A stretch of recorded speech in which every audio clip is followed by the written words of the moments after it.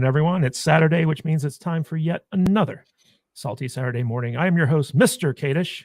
Get it right. And joining me, as always, is our fantastic panel of nerds, starting with Matt Vader, 74. Not a criticalist shill. How you doing, buddy? No, I'm not a criticalist shill. Don't go to criticalist.com.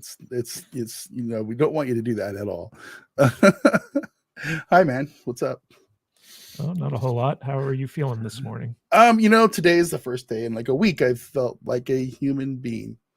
I can move all the joints, and I think we're doing okay. We're not here to talk about Vader's arthritis issues, but it's cool. Feeling good. Waking up. Speaking of someone who isn't feeling good, we have our non-binary Latinx representation on the panel. Right. Brian from the Popcast. How you feeling today, Brian? Negative. I am a meat popsicle. I am. I've been better. We're all getting old. We're all like falling apart and yeah. sick. But I'm glad I'm here. Well, joining us today in Odin's spot is Conspiracy Tom, our resident stunt cock. How you doing? Ready to go, fellas. Ready to go. I'm sorry everybody's feeling terrible. I'm all jacked up on coffee, and I am so excited that somebody somewhere wants to talk about Alita Battle Angel. Yes. I freaking love that movie, man. All right. And the man, the myth, the legend himself, Tom Connors Jr. from Midnight's Edge. How you doing, buddy? Doing the best I can. How you gentlemen doing? Doing great. Thank you for joining us at the last minute. You are always welcome here on Salty Saturdays. But I literally texted him like 10 minutes ago. I was like, "Hey, can you hop on our stream?" And he was like, "Sure." So thank you for being here, Tom. No problem. I don't know how much I can offer. All I've seen this week is The Exorcist. I don't watch Disney Plus anymore. It's okay. You're fine. We don't either. No one does. Yeah.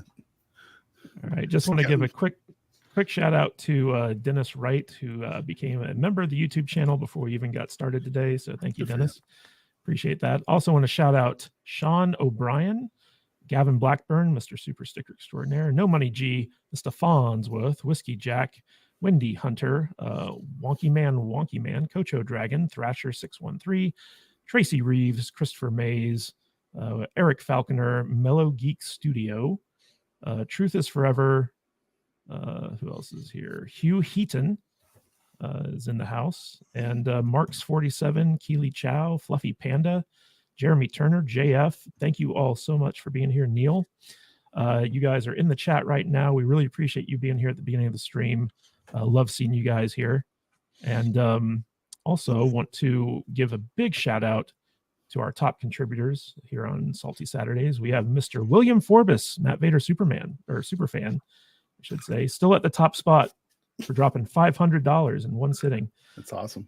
Followed closely by Scotty Dub and Bob Dorsey. And then, of course, I can't forget the AstroNerdBoy guys. Thank you so much for your support. Really appreciate it. And hopefully we'll get to see Scotty Dub and Bob Dorsey back in the chat sometime soon. I know that they're busy doing stuff.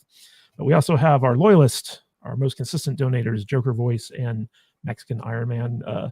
Mexican Iron Man meant to be here today, but unfortunately he was traveling, so he couldn't join us because he's not a YouTuber. I don't know if you guys knew that or not.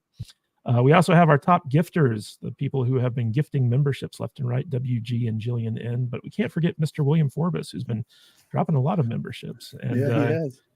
And guys, don't forget, every Monday, new members content drops on the YouTube channel. So be sure to subscribe to our channel to get those notifications when the new members content come out.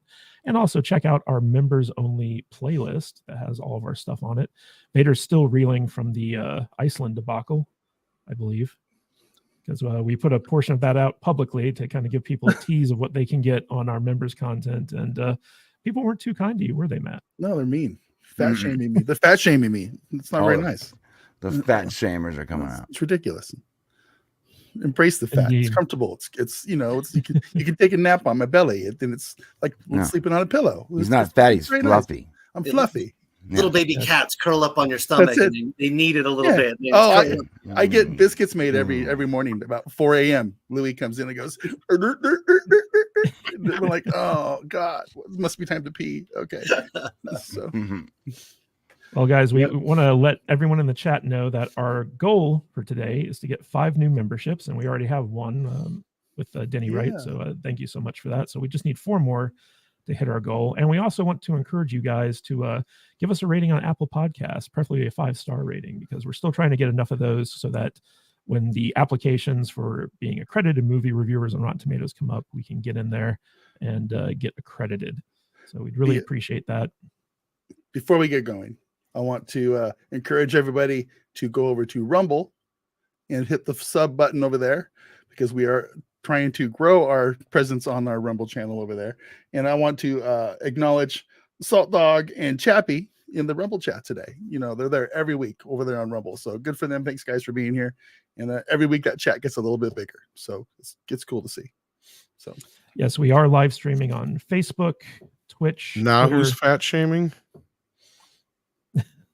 Who's fat shaming who, Tom? Exactly. He said they get a little bit bigger every week. oh yeah, Okay. yeah. I don't think they want you pointing that out. Rumble gets a little more girth, a little more, you know, Little Sorry, that was a girthier. bad dad joke. every week. We are also on Rumble, Odyssey, and Kick.com, Let me check. the Twitch competitor. And also, guys, just so you know, we appreciate all the super chats you guys give us. Those things go 100% towards trying to get Alex and Vader on full time so they can quit their jobs and create content and do these live streams that we all love. But if you can't afford to give us super chats, we understand times are tough right now. Please tell people about our live streams. Encourage them to come over and check us out. You can go to saltynerdlive.com at any point in time to see our upcoming live streams or our past live streams. So if you see someone that you think would enjoy our show, just say like, hey, every Saturday morning, go to saltynerdlive.com at 10 a.m. and check out this fantastic panel of nerds and all their terrible opinions on stuff. And speaking of terrible opinions, let's get started by talking about the Cyberpunk 2077 live action adaptation that is apparently coming our way. So this is coming from Hollywood Reporter, where CD Projekt Red, the video game designers behind the popular Witcher TV show and Cyberpunk 2077, are now getting ready to do a live action version of this. And it's unclear whether it's going to be a movie or a TV show, but we know that Keanu Reeves was involved in the video game where he played a character that looks exactly like him. And the idea here is that the CD Projekt Red is basically teaming up with a production company called Anonymous Content to develop some type of live action version of this. And basically Anonymous Content, the guy who runs that, he's responsible for the TV shows True Detective, Westworld, and True Blood on HBO. And so basically the idea here is they're going to enhance the Cyberpunk IP by either doing some type of TV series or movie. And it's still very early on. They just announced this type of thing. But, you know, Vader, you're a gamer. Not really. Cyberpunk 2077 kind of launched in a very buggy state. It was a big letdown to a lot of fans. But I guess they've been recovering from that launch. And I know that they just released like an anime on Netflix not too long ago based in the Cyberpunk universe. And that did really well and saw a resurgence in the game because of it. So what do you think about Cyberpunk 2077 going live action? So full disclosure, I have not played Cyberpunk 2077 and I have not watched this anime. So I really am probably not the right person to talk to about this show. I want to watch the show and I want to play the game. I just haven't had enough time to sit down and dedicate to it. But you know, anytime they can get an adaptation, a mainstream adaptation, movie, TV show, whatever, with live characters, I think it's going to be cool. It just depends. I'm just worried that they'll do it wrong. You know what I mean? You know, current entertainment does not have a good track record as far as adapting things like this to where they're enjoyable. You know, they're getting better. They're getting better. You know, One Piece is really good. I haven't hated that. What's the Anthony Mackie one with Twisted Metal? Twisted Metal? You know, it's good. It's kind of fun. I know Tom didn't like it, but I haven't seen the whole thing. I'm about halfway through it, but I've enjoyed it for being a corny, stupid. I haven't even watched it. Are you talking about the other show. Tom? Conspiracy Tom? Oh, okay. Tom. Yeah. So I've Yeah, got to fight with I you. mean, no, I wouldn't fight with you, Tom. All I can really say is we'll judge it when it comes out, because I don't have a lot of faith that studios can adapt these things faithfully. You know what I mean? Guess we'll see. So, Brian, you've never made it a big secret that you're a big Dota player, and Yep. they actually came out with a Netflix cartoon series Dragon's Blood. that was very well received, and also they have a League of Legends series on there. So there is a precedence of video games being adapted correctly to suit an audience. But what do you think of this potential live action version? Do you think they'll get Keanu Reeves for it? I played Cyberpunk. I signed up the second I could to make myself a chick with a dick as the character. And Nice. I was disappointed when I was running around in the game and realized that no one else can see the fact that I wasn't wearing pants. And that was frustrating, that only I can see the penis. That it wasn't funny anymore all of a sudden. The game was good. You're right. They can make a good adaptation. I don't think they'll get Keanu Reeves, unfortunately. But they can do a good job. I liked Arcane, the League of Legends anime. Better than the game. League of Legends is trash. Don't play that game. I liked Dragon's Blood. I'll be honest. I thought Arcane was a better adaptation of League. It was actually better than Dragon's Blood, even though League of Legends is a garbage trash game and you shouldn't play it. And Dota 2 is much better in every sense of the word. But I did think that it was very good. And I think that Cyberpunk has a very rich, lore-heavy universe that you can build on top of and actually make a really cool franchise out of. I would love to see a Cyberpunk miniseries or something. It just got to be done correctly. Luckily, there isn't 30 years of fandom to compete with. You got a pretty fresh universe, and you can. I don't think it would take a lot to do it correctly. We don't want another Witcher situation here, right? Right. Yeah. So, Conspiracy Tom, they're actually involving the creator of the game Cyberpunk 2077, the original tabletop RPG game. And I think CD Projekt Red is really big on trying to buff up this IP, because it was technically their first one after The Witcher hit big, and they kind of fumbled it out the gate. And so they're looking for ways to recover. Do you think that this kind of like Blade Runner, Akira-esque kind of like setting of Cyberpunk 2077 is going to be something that audiences will actually want to watch? I mean, yes, yes. The premise is good. It's like you're going to combine Mad Max Fury Road with Blade Runner. It's basically the show, right? And that's Cyberpunk. If they do it like that, yeah, it could be a lot of fun. But how many times have they accurately adapted a beloved video game into a movie? I don't know. I'm having haunting memories of Street Fighter and haunting memories of Super Mario Brothers from the 90s. They're really bad. I like that movie. Wait, which one? I liked Super Mario Brothers. Not the new one, not the animated one. No, I know. I'm talking about Bob Hoskins one. I actually like the original better than the new one. I have not seen that movie. I mean, I was just literally talking 30 years. The new one to me has all the same beats in it. It's just cartoon. Yeah. Oh, yeah. But I mean, okay, you could take what's probably the most successful adaptation of a video game in recent memory. Mortal Kombat. That one's pretty terrible. I would probably say Last of Us. If it wasn't for the weird casting decisions, it would have been really, really well received by me. Anybody that didn't play the game really, really loved the show, but the casting was super weird, right? It threw us all off. Yeah, it was weird. If they could just do some reliable casting that does a little fan service, right? And then keeps the story fun, but mysterious, where you don't know where it's going, it could be a lot of fun, right? I just don't have any faith that it's going to be any good at all. And I really doubt Keanu Reeves puts his name on it. Anything he puts his name on seems to make millions of dollars, which is good. I just don't think they're going to get Keanu for it. It doesn't make sense. If they keep it animated, it'll be just fine. Well, no, it's live action. Yeah, because like that new anime Tomb Raider that's coming out looks really, really spot on, right? But the Tomb Raider movie was kind of woke garbage. So it just depends on who's the producer. I don't know. The Angelina Jolie one was pretty good. With the one that was the new one, right? No, the Angelina Jolie was the first one. Oh, the I know. very first one. Those are terrible too. Those are terrible. No. How they're dare you, bad. Tom? Yeah, they're pretty Dare bad.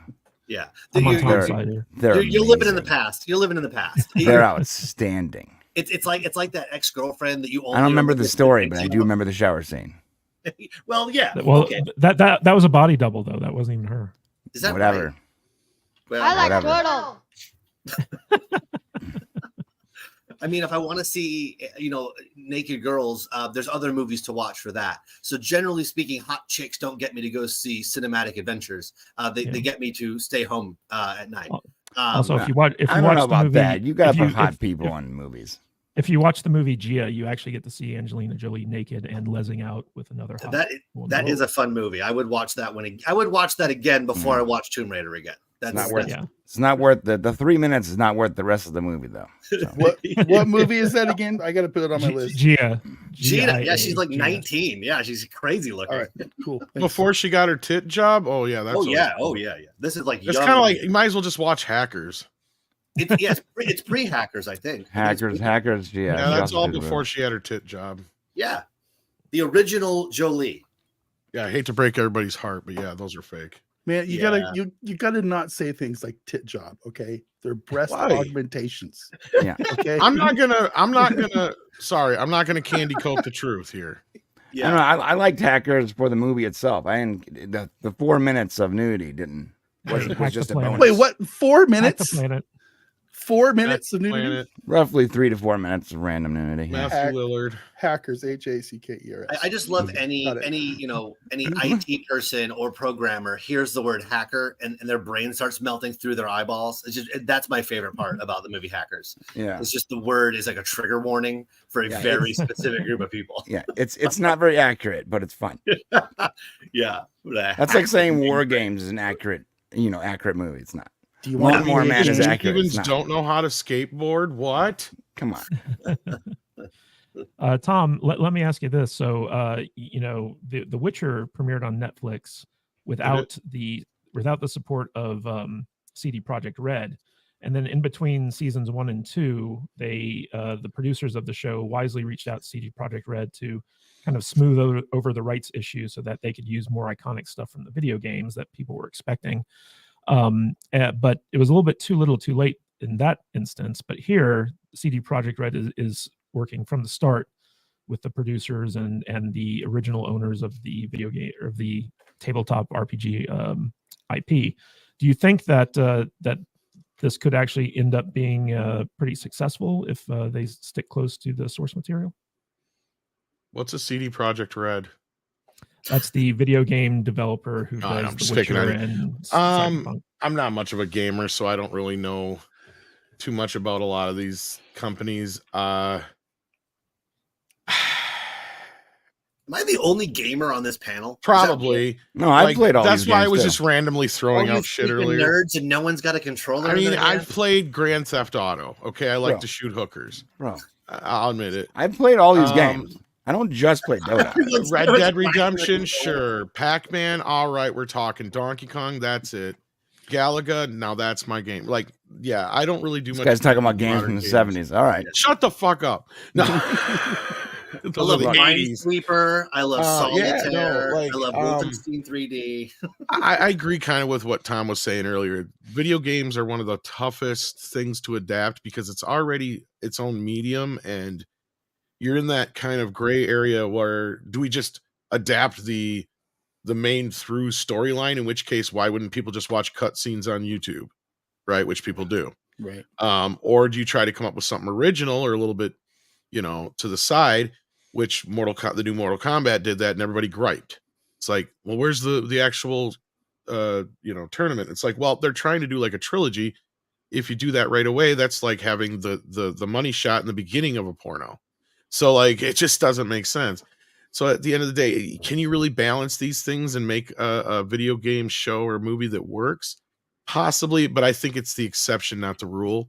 I think you made that point, Tom, where basically Last of Us is one of the only things I can think of. Mario Brothers, which, I mean, Mario has also been around as a franchise in many different forms pretty much for the last 50 years, almost 40 years or whatever, 40 plus years. Yeah, it just, some of these video games, I'm not so sure you can just adapt them. I mean, I watched Tulsa King, and I would say that's the closest you'll probably ever get to a Grand Theft Auto show. Really, I mean, it's kind of tough to adapt some of those kind of things into a storyline and not just be like, well, why don't I just pick up my controller and play the game instead? That's my problem with a lot of them. Wow. Yeah, Grand Theft Auto can never be adapted because 90% of that game is just running around, having fun, killing hookers. The storyline doesn't matter. Tulsa King and Grand Theft Auto. I never had made that. That would be the perfect before. like it feels like a Grand Theft Auto game, like one of the cut parts of a. Let's go to some bullshit city that nobody gives a shit about, like Oklahoma City or whatever it is, and just tear the shit out of it. That sounds great. Let's go. Let's make real life Grand Theft Auto. This old mafioso just taking over. Yeah, let's do it. Make it a theme park. This is the Georgia film studios got started. They're like, everyone hates Georgia. Just come over here and burn this shit down. And they're like, oh, no, now we make 80% of everything. Who knew? Yeah. Georgia's all zombie landscape. All zombies. So according to the Hollywood Reporter here, basically what they're intending to do is develop stories set in the cyberpunk universe, like Night City stuff. So it'd be different characters with different storylines outside of the video game. But it's basically like they're trying to develop almost like what John Wick's trying to do, right? With like, the John Wick universe, where you can have different characters having different stories and different adventures within the setting that's out there. But real quick, before we get to super chats, I just want to let everyone know that YouTube is now allowing you to put your pronouns in your profile. And I want to go around and take the temperature and see what pronouns you are going to be putting on YouTube. We'll start with Tom Connors. Sorry, what was the question? What are your pronouns on YouTube? I don't understand what you're asking me. He's trying to get you to Gina Carano yourself, man. I reject your hypothesis. Tom. What's a pronoun? What are your pronouns? I'm going with bro, dude. My pronoun is turtle. Yeah. Green turtle. Wait, is that a noun? No, it's an adjective and a noun. So it's pro then, right? I'm trying to make it pro. Oh, yeah. Professional turtle. Paid turtle. Nouns, yes. Brian, our Latinx representation. What are your pronouns on YouTube? Latinx. Actually, when they had you do that not test, but like the survey where you filled out like what you are on YouTube, I filled out all the information I filled out was completely inaccurate. And I just figured out, I mean, if they're going to be promoting all the non-binary whatever, I'm just going to put all the information in. There's no way for them to test that. And the funniest thing is if they ever actually did ask to test, are you sure? I'd be like, how dare you? Are you doubting my pronouns? It's like a trap card. Like you can just say whatever you want. In more ways than one. What about you, Matt Bader 74? Oh, what are God. your pronouns on funny YouTube? Guy. Let me check really. I'm a he. Has to whip it out. I'm a he for sure.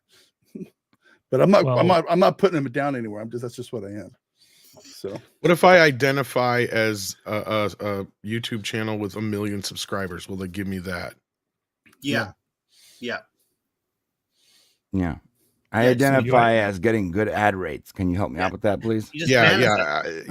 Transparency. Yeah, put it in the universe. It'll come back. You just gotta manifest it. I identify as a tier 1 ad rate, please. All of a sudden, all the they them channels are going to start getting things through the roof. They're going to get all the ad revenue. It's going to go nuts because they're marginalized. Yeah, that's right. I identify as a monetized channel. Can you identify me as a monetized channel? Oh yeah, can we do that too? Considering I'm demonetized, can we? Yeah, considering every live stream we do instantly gets demonetized for some reason. Yeah, no matter how good we are. I identify as a green check mark, please. Green check mark. 23 minutes into it, you asked us to announce our pronouns, Matt. So that might have something to do with it. It could. All right, real quick, we got a super chat for 19.99 pesos from Mexican Iron Man. I'm just joking; those are dollars. Listening from the road. Sorry I couldn't make it today. Here's my support, Mr. Kadish and crew. Thank you, Mike. I'm actually very Mike, happy. I'm happy to see that he's on the road, because I think if he had to stay in California one more minute, he was going to like literally explode. Yeah. Yeah, you're starting to blame me for all of California's problems every week. Indeed. And from Gavin Blackburn for £1.49.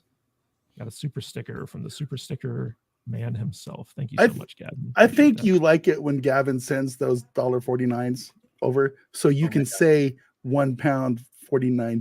Well, they're not $1.49s. They're £1.49. I have a real question. Makes you feel fancy. Maybe Gavin can help. Okay, those are pounds and pence. What the hell are quid and sterling?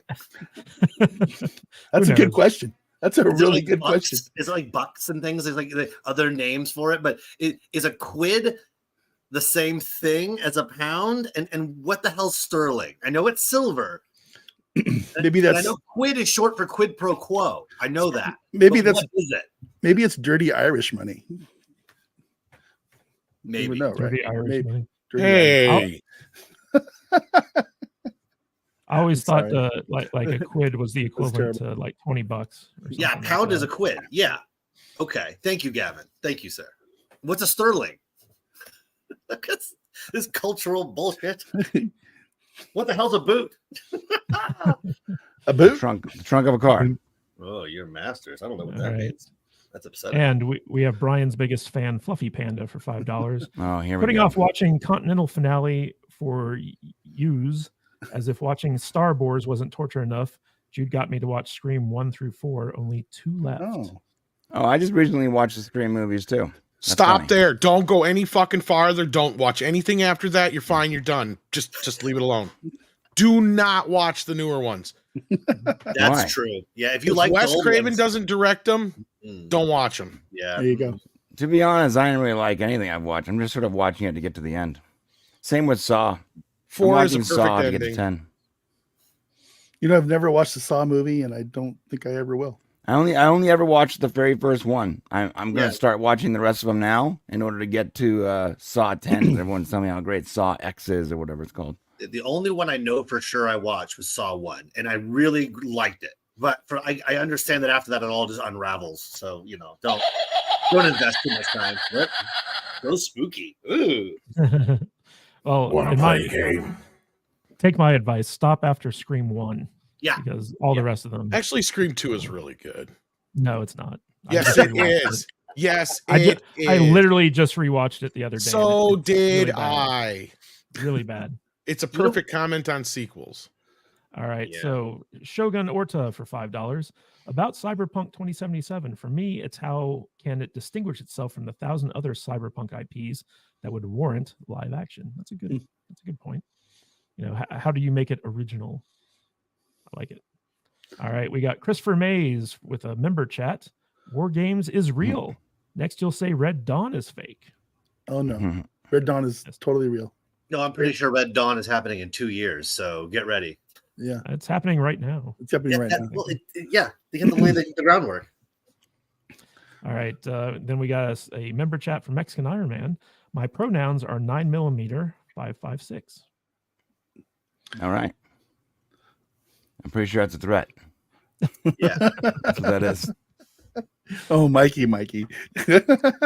And from the Ministry of Wrongthink for $9.99. When the dust settles, Ahsoka will be seen as more damaging to Star Wars than The Last Jedi.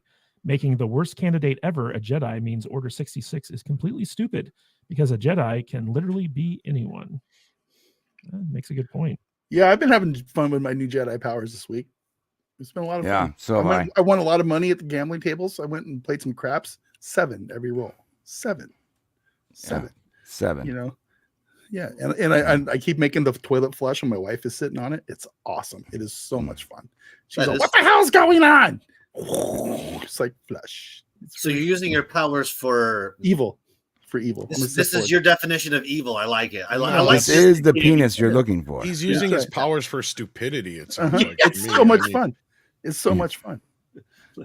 I did order the And- crab rangoon. That's what Fluffy happens. Panda Hey? for $2. Don't listen to 2-star Kadish. Scream 2 was good. Is that your Well, new that's nickname? just- 2-star just like- Kadish? Your 2-star opinion, Kadish. man. Star. Most movies are 2-star movies, by the way. I like that. 2-star. It's a wanna lot put better that than out there. Mr. Kadish. 2-star Kadish. Are they done with the screen movies, or are they still going? No, they're there's still one going. coming still. There's still one on the way. Really? Does that one chick come back? The main character? Jenna Ortega, I think. No, not Jenna Ortega. The main character from the Neve original Campbell. movies. Drew Barrymore? Yeah. Courtney Cox. No, Rose Neve Campbell, McGowan's right? nipples? Who are we talking about? Like the actual main character from Scream. She was gone in the last couple movies. Sydney Prescott. Neve Sydney Campbell. Prescott. She was in part 4. They're negotiating five, I with mean. her. Hey, She's supposed to be in the new one, yeah. I want to know if there's any more awesome garage door kills in the series after No, the first one. that's bullshit. That don't work that way. I tried it. Well, as long as you tried it and Yeah, I did it for myth science. busted it. Yeah, myth It's busted. all for science. All I know is I can't, since I watched the first one last week, all I keep seeing is that spiral pattern going right up her butt with the dress, with the spiral dress, with What? the thing. What Scream were you watching? The first one. Scream X. Yeah. So It's- all Yeah, right. we actually pointed out in our review where Rose McGowan was wearing a tie-dye skirt and the center of the tie-dye was Do you want to know what she did with Harvey to get that part? Jesus. Wow. I think we all know. Yes. She's been very She washed vocal his about car, obviously. You definitely like scary movies. Poor Jennifer Lawrence. it. All right, guys. Speaking of scary, let's talk about the Ahsoka finale. No. I didn't watch it. Episode 8. So Good discussion. I'm just moving on. I'm gonna start this off. Despite the fact that there are numerous issues with it, I actually enjoyed myself when I was watching it. So Of course you did. And I- you're gonna I did. explain it and it's gonna make sense to everybody and we're all gonna be mad at you for it. And then So he's gonna go go ahead. make a 90-minute long video. Don't let him get away with that. Yeah, the next week he's gonna make us watch like 10-minute video where he Of a video explains of him being another in the video. video. Yeah. That's Now- what's gonna happen. now I'm not going to justify the episode because there was a lot wrong with it by far. But honestly, when I was watching, I'm so checked out of Star Wars. I was just like, okay, this is fun. I'm enjoying myself. But if you stop for 1 second to actually think about what's happening on screen, it's just terrible. But the thing that really bugged me about this episode, it wasn't the fact that we didn't get any closure on the Gray Jedis or the Mercenary Jedis, whatever you want to call them. It wasn't the fact that a lot of it was contrived. It was the fact that you have this ancient temple with automatic doors, and the way you close those doors apparently is to run a lightsaber through the locks, and it instantly shuts and locks the doors. In A New Hope, Luke That was your closed the door biggest issue? first. That was his Hold- biggest. That's your hold on. biggest issue? Hold on. A lightsaber is a shitty Luke- key. Luke closed the door and then shot the lock to prevent it from being opened. In this thing, not only are they running up a staircase that apparently has doors on it, but they slash the locks with their lightsabers. And the minute the locks are destroyed, the doors fall down and prevent people from going up. And I'm just like, wouldn't you close the door first and then destroy the lock so that they can't, easily get through? That was the thing that bugged me the most about this episode. Honestly, it really was. Fascinating. But for the people out there who didn't get to watch it, basically, Ahsoka and Sabine and Ezra basically fuck up as usual. Thrawn gets away, and we get zombie stormtroopers, and nothing else really seems to happen.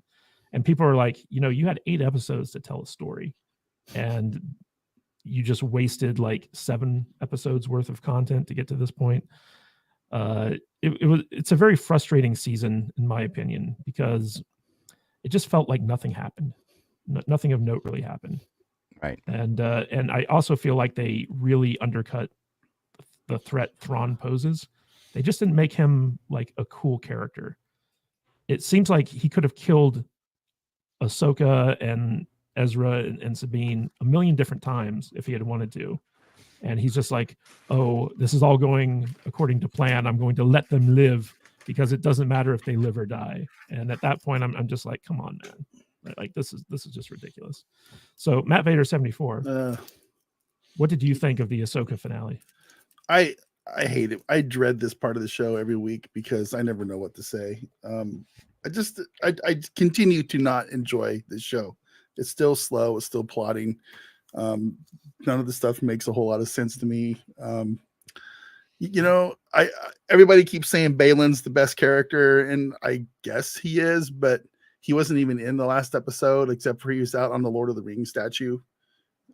He rode out there on a little hand thing and looked up into the distance and saw the star that was referenced in some bullshit Clone Wars episode 12 years ago that nobody's watched. And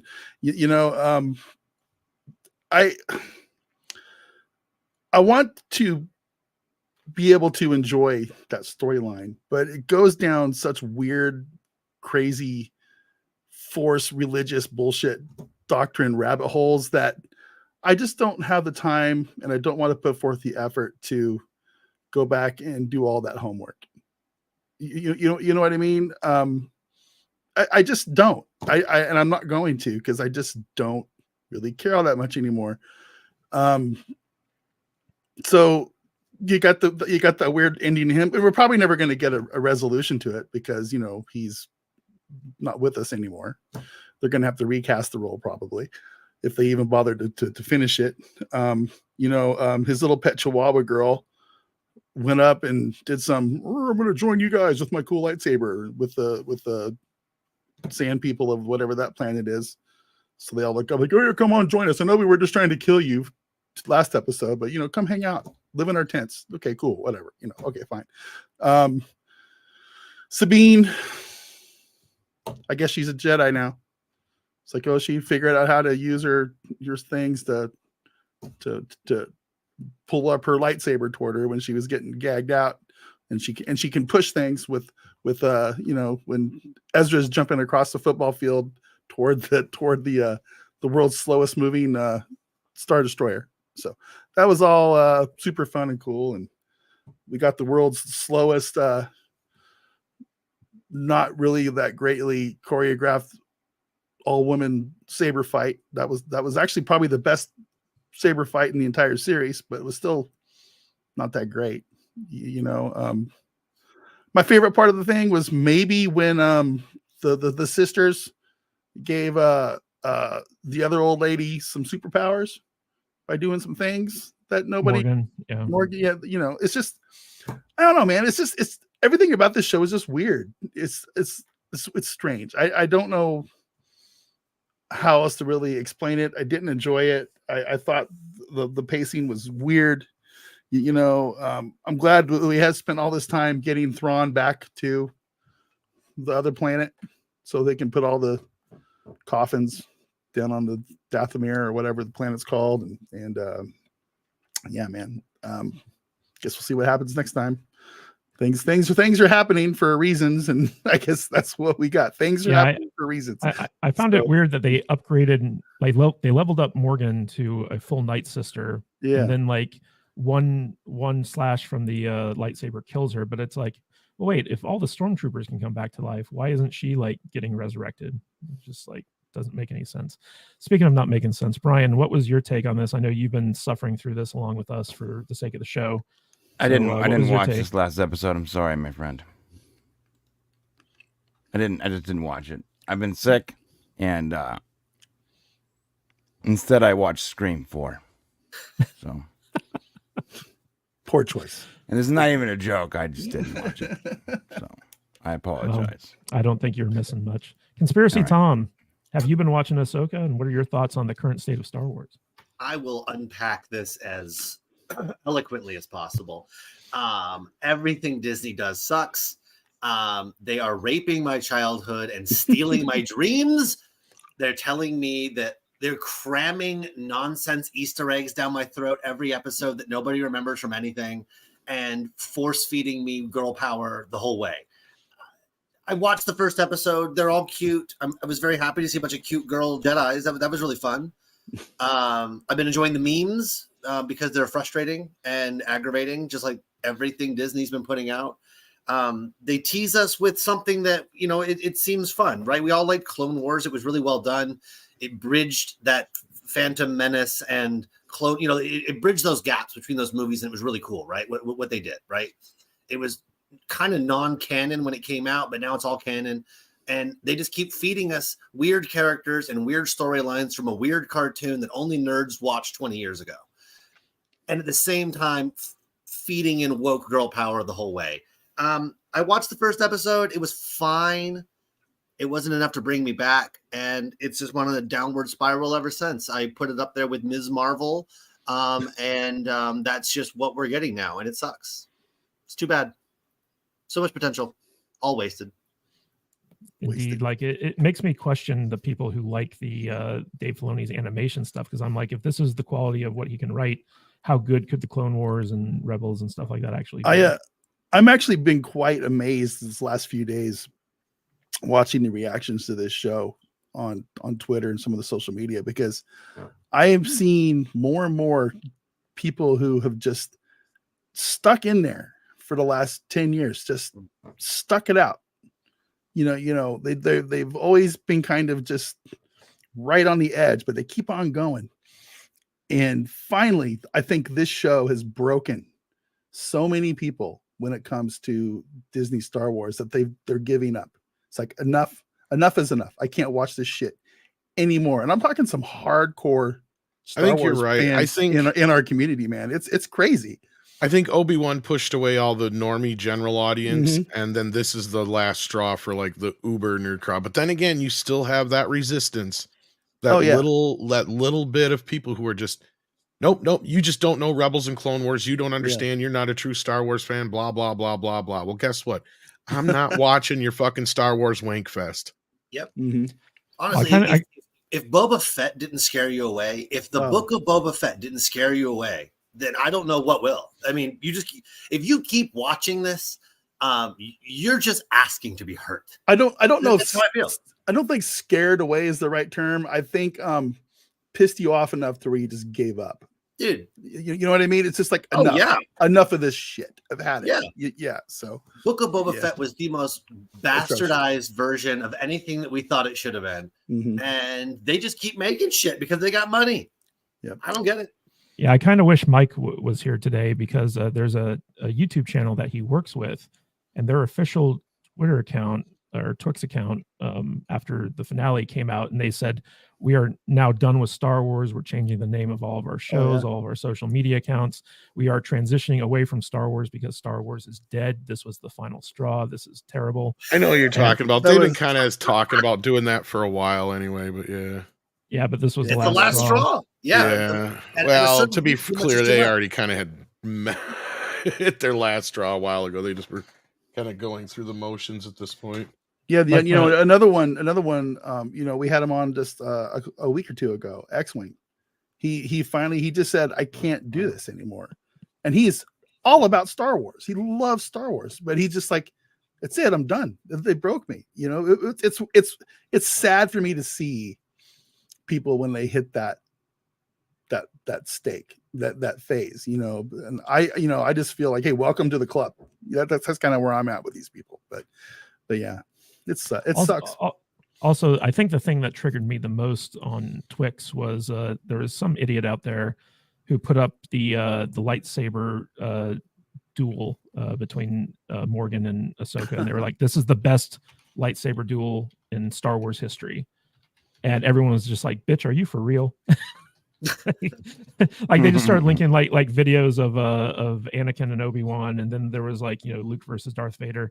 And it's just like, come on, man. Come on. If that's your take on Star Wars, or like that's the best lightsaber duel you can think of, because number one of them didn't even have a lightsaber, right? It was just it was a magic death blade or something like that. It was just like it was like death blade. Yeah, they had like this 50-year-old woman, doing like wushu with like the blade against Ahsoka, and you're just like, there's no stake here. Like we saw Ahsoka beat this woman in Mandalorian season 2, so we already know that she's like more skilled than her. And she didn't even use any of her Night Sister powers that she upgraded to before, like, she went down there to fight. There was literally nothing about this conflict that was built up or set up or anything like Night that to give it Sister any sounds so racist. any emotional weight. Well, blame Dave Filoni for that one. So, Tom, I know that you don't watch Disney Plus anymore. I know that you don't really care about Star Wars, but what do you think about the fallout from this season? Do you think it's going to affect the planned Dave Filoni movie? No.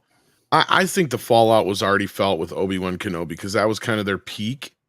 And this show hasn't been garnering nearly that audience, like maybe a third or less by the numbers we had come out. Obi-Wan Kenobi, I think, was the death nail in the whole thing. Yeah, what started with Boba Fett ended there. This is literally just... This is only appealing to a certain portion of the fan base, and now you're splitting hairs there at this point. I don't see what they can do to fix this. I've tried to warn people about Filoni for years. Nobody wanted to listen to me, but the silence is now golden, right? For the longest time, anytime I mention Dave Filoni, it's like, well, you just don't know Star Wars, blah, blah, blah. It's like, well, my X feed has really lightened up when it comes to the Filoni business as of late. So I'm not trying to make people eat crow or anything like that. I'm not trying to be all like, I fucking told you so. It's just like, I tried to warn y'all. I told you so. I warned you that he was not the savior he think he was. Now, Favreau is a different story. He actually is talented. He wants to tell good stories. But unfortunately, he put a lot of faith in this Filoni guy because he's the guy who was the guy, right? And he goes around telling people this. He's got such an ego on him. It's like, do you really think you were meant to be the keeper of Star Wars? If that's the case, then why the hell didn't George Lucas make you the keeper of Star Wars before he sold it to Disney? Oh, that's right. He made Kathleen Kennedy the head of Lucasfilm, not you. Yeah. So yes, he'll get his movie, and it'll be probably the only one to get made, to answer your question. I wanted to ask you guys, just in general, how you think they handled Anakin Skywalker in this season. Because the final shot of the finale is Force Ghost Anakin watching over Ahsoka, smiling like she's come of age type thing. And yet there are a lot of funny memes on Twitter about when Luke's Jedi temple burned and Kylo Ren betrayed him. It's like, where was Anakin at this point? Like, couldn't he have given Luke some pointers or something like that? So it felt like a very inauthentic, nostalgic grab to use Hayden Christensen to come back as this character. What did you think of how he was used in the season, Vader? I'm just kind of numb to it. Of course, they're gonna insert Anakin Ghost Anakin into this thing any chance they can, right? I mean, I guess if I was Dave Filoni, I'd be trying to probably do the same thing. I would just put him in every scene.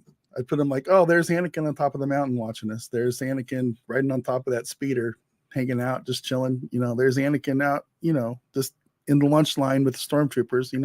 Whatever. It's just put him in every scene. Why not? Let's just put Anakin everywhere, except for back in the old movies and stuff and TV shows where he should have been, guiding the people along to do whatever Anakin does. I don't know, man. I'm just rambling here. I don't know how to answer these questions. What the fuck are you doing to me, bro? It's like, what is this? He got overused and he probably got used improperly. So just hang you out there. We're like, good luck, buddy. Yeah. I'm just hanging out on the edge. It's like, what are you doing up there on the top of the mountain? Why don't you come down and hang out and talk and teach her a few things? But instead, he's just going to stand up there. Yeah. Okay. Everything's going according to plan.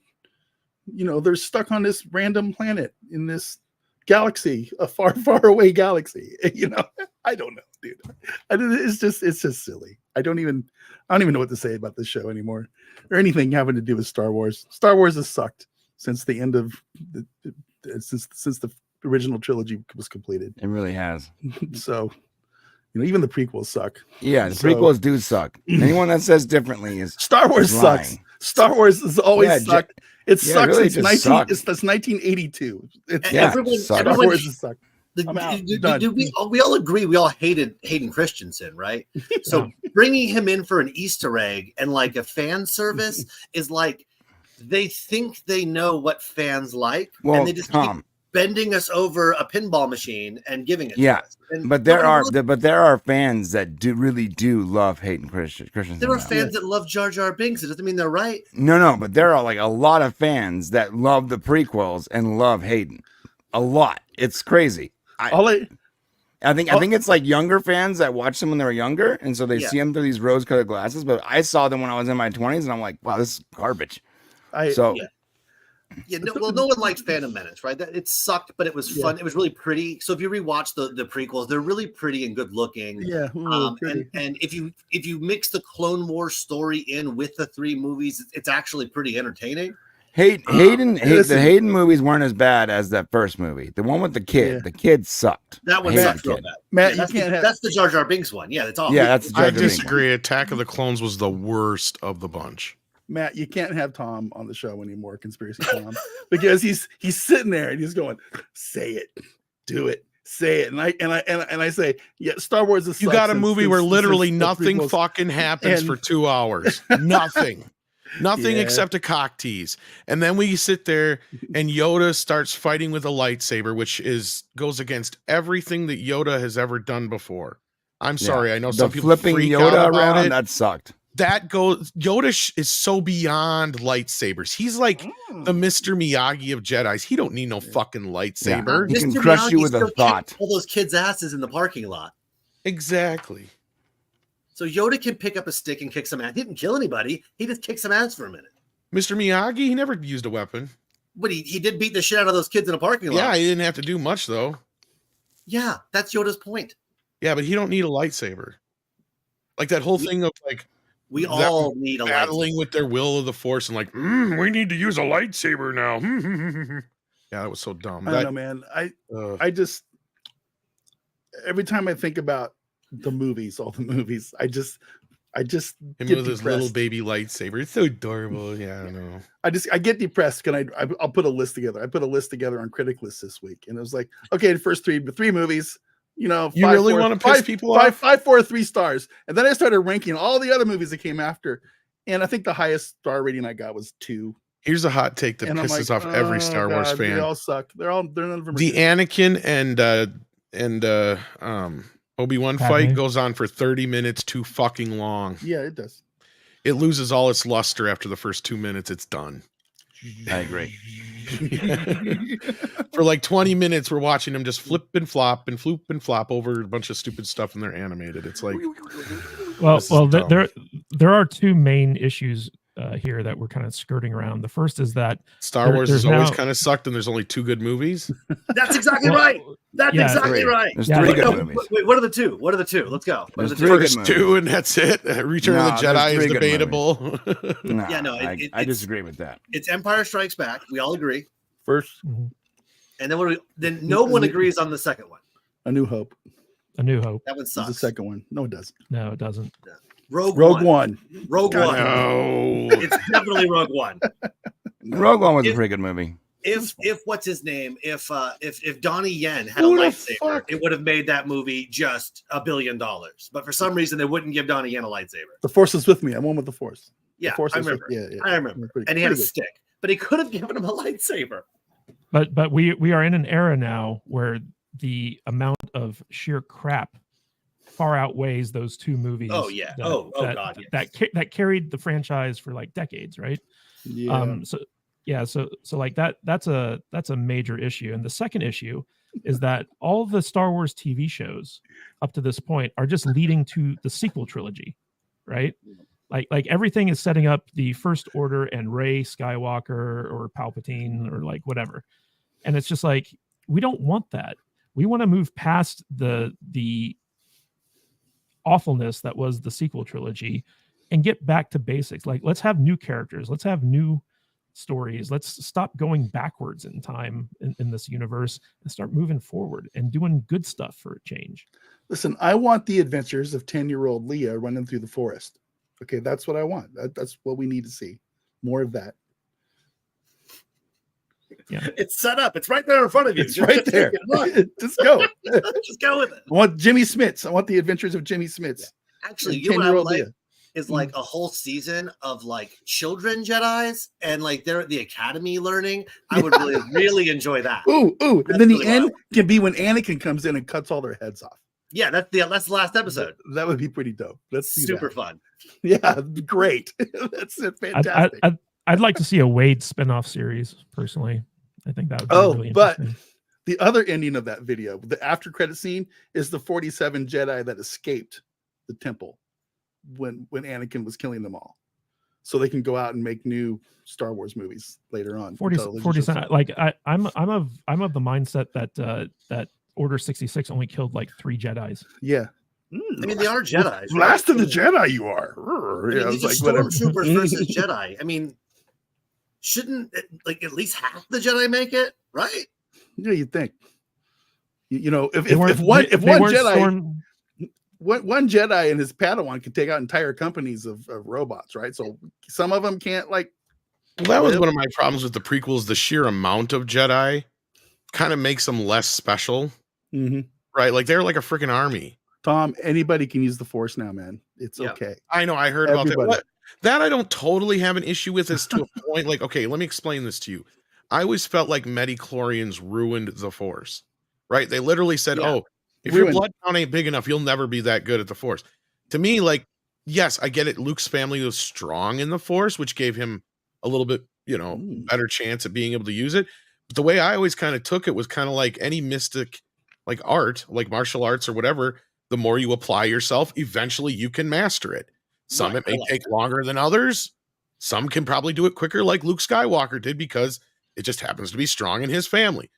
I have no problem with that. But this whole idea of, oh, we can tell just how strong you are by how many of these little microscopic creatures you got in your blood, just kind of ruined the whole mysticism of the Force. You bet. It absolutely did. And so I don't have so much of a problem with that, but I was waiting for him to turn around and change it to where, because speaking of Empire Strikes Back, as we brought up earlier, that line at the end, or not the end, but just going into the third act when, Ben says, that boy was our last hope. And Yoda goes, no, there's another. And we all didn't know who he was referring to. We find out later on it was Leia, supposedly, retroactively, because she wasn't the sister until Lucas was writing Return of the Jedi. But at that time, there was supposed to be a long lost Skywalker other child, whether it be a daughter or son. I can't remember exactly what the plan was, but that never came to fruition. I was waiting for them to take this series and make this series mean that Ahsoka was the one who was the other that whole time they were referring to. If Luke didn't work out, like, we're going to need another Timmy here, so we've got another one in the backup just in case. And it's like, if I'm sitting here thinking, if you've got a Jedi that's that experienced and it's his Padawan, why isn't she facing Vader instead?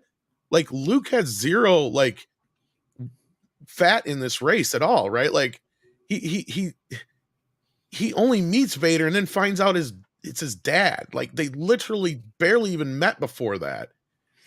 Not even face to face and talked until that scene. That's the first time they see each other.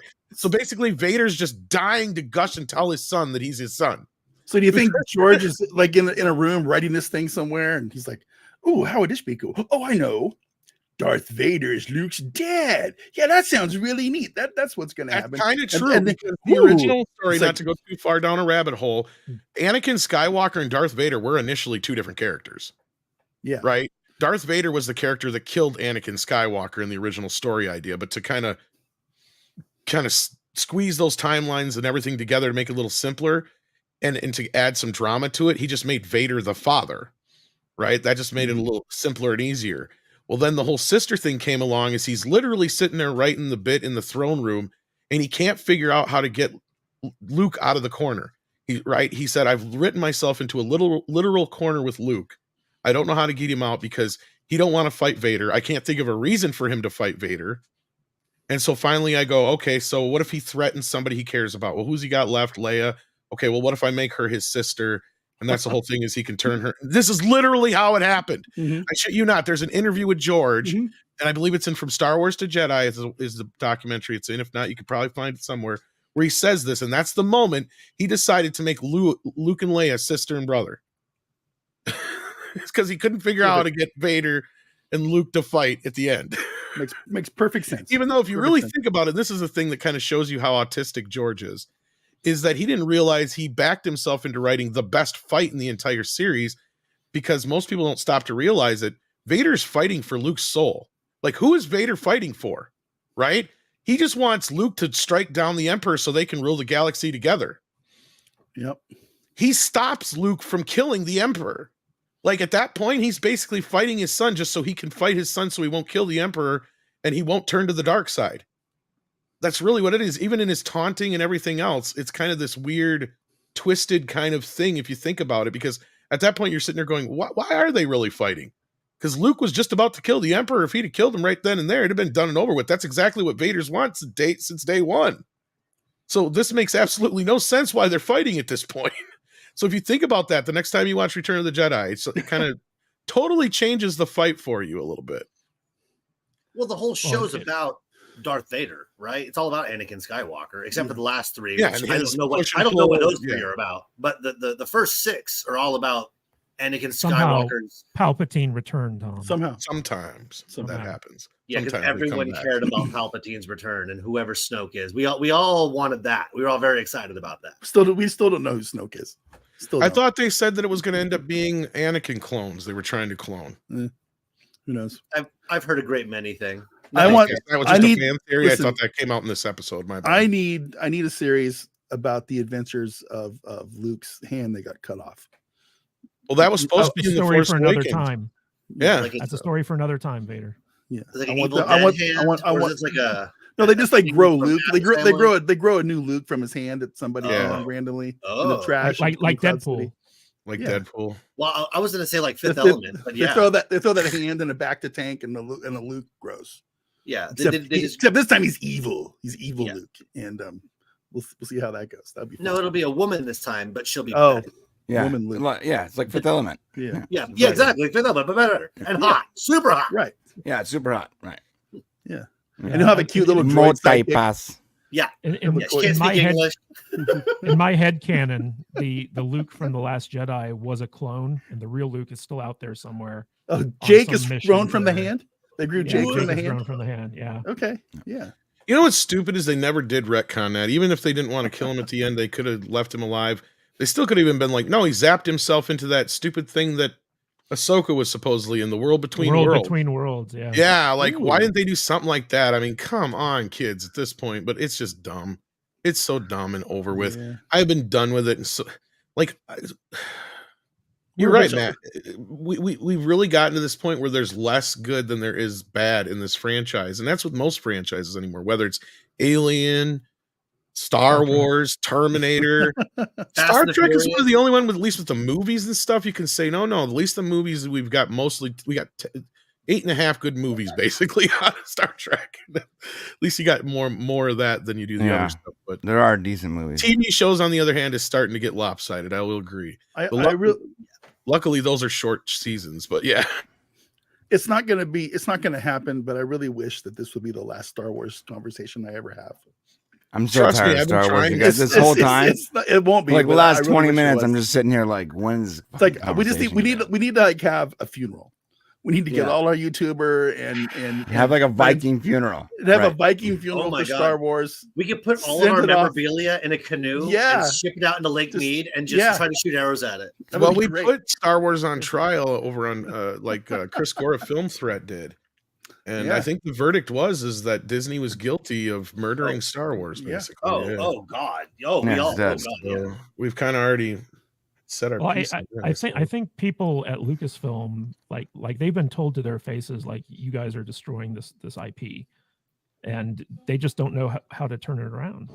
I want to be able to completely put it out of my head, so I can look at it and watch the people at Lucasfilm. They can watch them destroy it. And just laugh and not. That's kind of where I'm at, and not care anymore because I really don't want to care.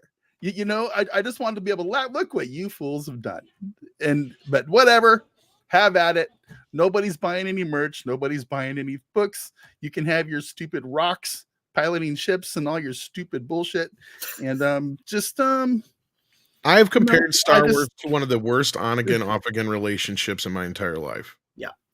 Right? Basically, the first time was great, then you broke up, then you got back together a couple years later.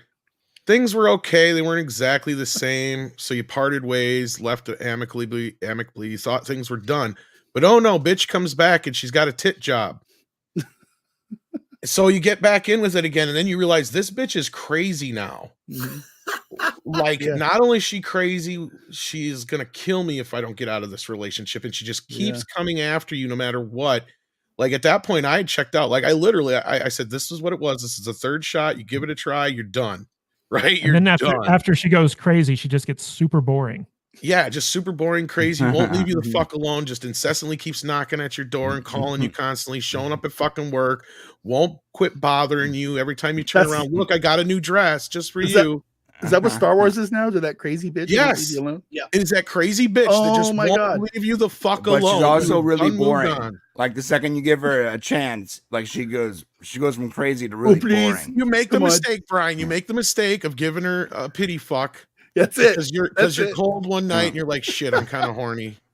Yeah, I nothing else to watch. My mind there's a lot of rage in Tom right now. I think maybe we should move on because I'm getting uncomfortable just listening to how. No, this is where I've gotten to this point. And it's really uncomfortable to me. This is where I've gotten with this. After Boba Fett, dude, and Obi-Wan, like, I've literally, when everybody's like, well, did you watch the new Mandalorian or the Star Wars? No, I stayed home and I jerked off and I told that bitch to fuck off. Oh, that's what I did. Oh. I avoided the drama. I like this concept now that every time we watch or talk about Star Wars from here on out, it's just a pity fuck. It's a Star Wars pity. It is. That's it. It is. Think about it. Man, I'm so glad we talked this pity. out. This was a therapy session. And it's always when Conspiracy Tom is here that I have these Star Wars therapy sessions. That's fantastic. I had a breakthrough today. You can start calling me Therapy Tom. He's Conspiracy Tom. I'm Therapy You're Tom. Therapy Tom. Yeah, it's fantastic. All right. What was the analogy I gave you once, Vader? It was like something if about you go to restaurant. a restaurant and there's one thing on the menu that you love. Do you love the restaurant or do you love the dish? Yeah, that's exactly right. And it hurts. Exactly right. It hurts. And that's just it. And Star Wars has now become that restaurant, and we've used this analogy too. And that one dish that you liked, they've changed. Empire Strikes Back. Empire Strikes Back are those carne asada fries. Oh. You still like Roberto's for the one thing, right? Yeah, asada fries. Yes, and Empire is the carne asada fries or the California burrito. Right. It's how I feel about Chili's with guacamole. But I love going there for one thing. Yes. One thing. That's it. Yes. Carne asada fries with guacamole and dripping melty. And your favorite waitress chops. left a long time ago, guys. Yeah. That's the other problem. Yeah. That's it. Yeah. Therapy. I love you guys. I feel so much better right now. I'm also very hungry. Me too. All right, real quick, guys. Whiskey Jack with a membership chat. Prior knowledge required for the show. It's not outlined in the show. Every novel that is part of a series outlines what went before equals bad writing. I agree. Like, I think a big issue with this series was the fact that you had to have been familiar with all the animation that came before it. I don't think most people knew who Ahsoka was. And they definitely didn't know about Hera or Thrawn. Sabine, or like Thrawn. He's been around for a long time because of the Timothy Zahn books. But Ezra, like everything that happened in Rebels, basically, like if you didn't know any of that stuff going in, I'm sure that this was a very confusing series for you. Hugh Heaton for $20 Canadian. Ahsoka succeeded in that it inspired a large group of YouTube content creators to make highly entertaining videos critiquing the content. Yes. Lucasfilm keeps us gainfully employed. I read that and I started laughing and I'm like, wow, maybe it's like a weird, like circular economy where they just keep creating shit so that people keep complaining about it. And this is like this like circular thing, right? Hugh might You're not wrong. That's kind of where they've gotten is that's all they have left, right? Like that's the only people who are still talking. It kind of saw that with the Batgirl show. Right? Like the only people talking about it were the people that hated it at that point, and that's the only audience they really had left. YouTube's got a big month coming up with the Marvels coming out. It's going to be a lot of videos. It's going to be a lot of videos being made all over the place. Yeah, no one's going to care. And Doomed for $2. Maybe they will announce Legacy at the New York Comic Con. Possibly. I don't know if they can announce anything because of the strikes, and they haven't been able to really secure any contracts. The strike's over, right? Well, The the writer's writer's strike strike. is Writer's over. strike is. The actor's strike is still going on. Yeah. Great. What? Oh, Legacy. I mean, I'm brain farting. Star Trek Legacy with the. Yeah. We got some Okay, announcements okay. coming out at New York Comic Con this 13th, but only from Amazon, nothing from Paramount. I looked, no Paramount presence at New York Comic Con. Yeah, and basically anything you can expect from Paramount will be tone deaf bad news. I don't think Yeah, Paramount knows what the Star Trek fans want, or No, they're they don't. unwilling to give it to them. All right, guys. They So speaking of giving fans what they want, let's talk a little bit about Alita Battle Angel 2, the sequel to the sleeper hit Alita Battle Angel. Now, it was kind of interesting because Screen Rant had this article where Robert Rodriguez kind of sounded off about where the sequel to this thing is. And basically what happened was him and James Cameron were kind of bantering around the idea for the sequel to this movie. And then Fox got bought out by Disney, and Disney kind of put the brakes on any new productions coming out of the Fox end of things. And but now that these strikes are kind of like getting worked out, and Fox has been incorporated into Disney, both Rodriguez and James Cameron are basically like, okay, we want to do more Alita movies, and we're not going to rest until we get them done. And so the likelihood, especially after Avatar 2 did so well at the box office, that a Battle Angel sequel, in fact, James Cameron is apparently outlining a trilogy, so Alita's 2 and 3. And he's actually moving out to Austin so he can be closer to Robert Rodriguez so they can collaborate on this stuff. So it's looking like the Battle Angel army out there who've been wanting a sequel to this movie for a while are going to actually get what they've been asking for.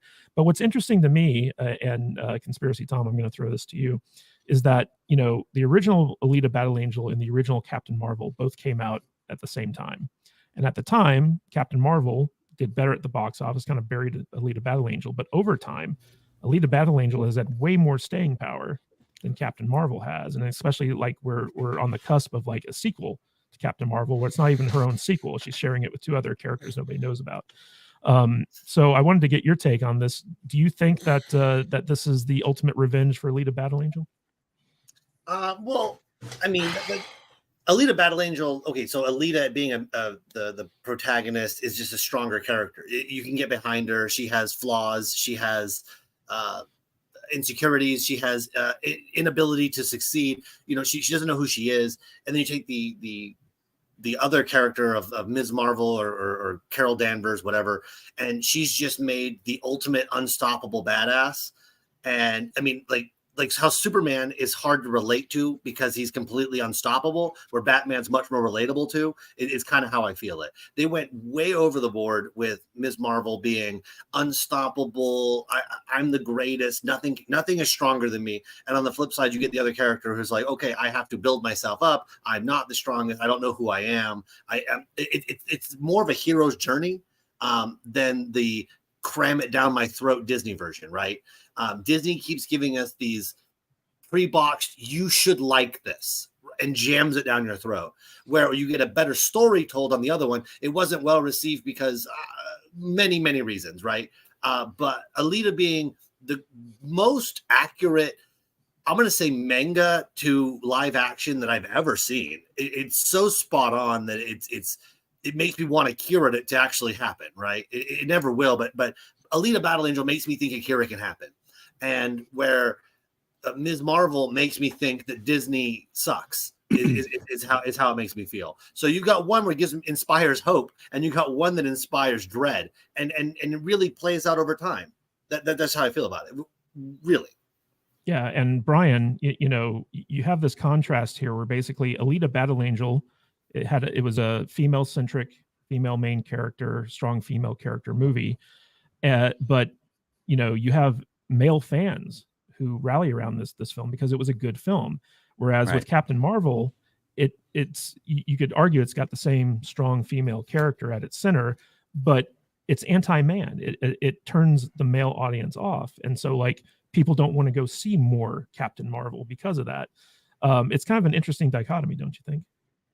Yeah, not just anti-man, but I mean, Brie Larson is just not that interesting. She's never been that interesting. At least not as the ass-kicking character.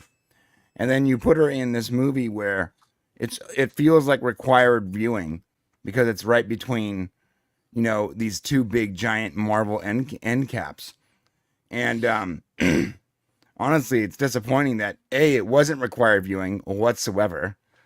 The movie, the stakes of the movie didn't really matter. And I think Tom is right.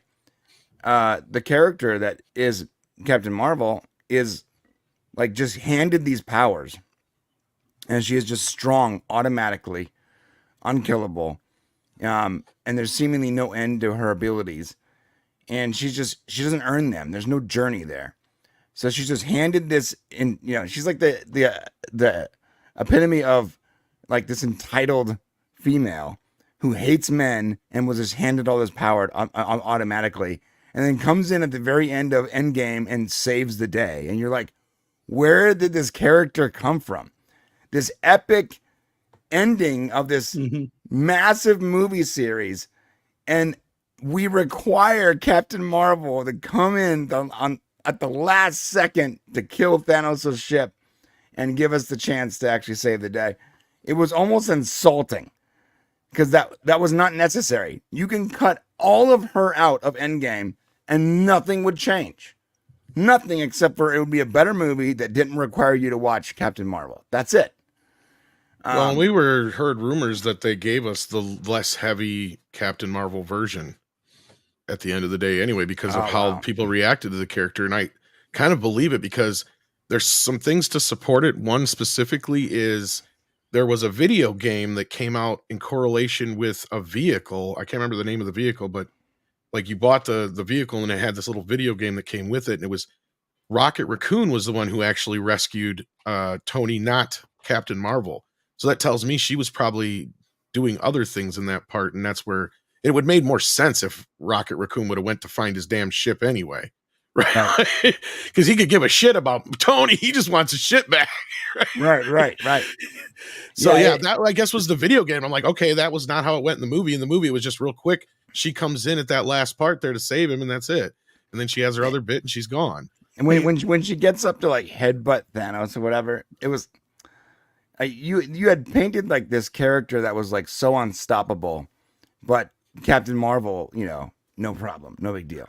Although I do like the fact that ultimately the person who saves the day is the non-superheroed human that is Tony Stark, the guy who started the journey, ended the journey.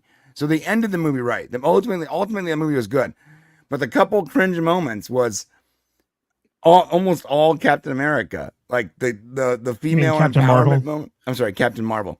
Thank you. The female empowerment moment and her coming through with her butch dyke haircut, you know, it was like, it totally took me out. I mean, I love that movie so much, but those few minutes was enough for me to be like, just eye rolling to death.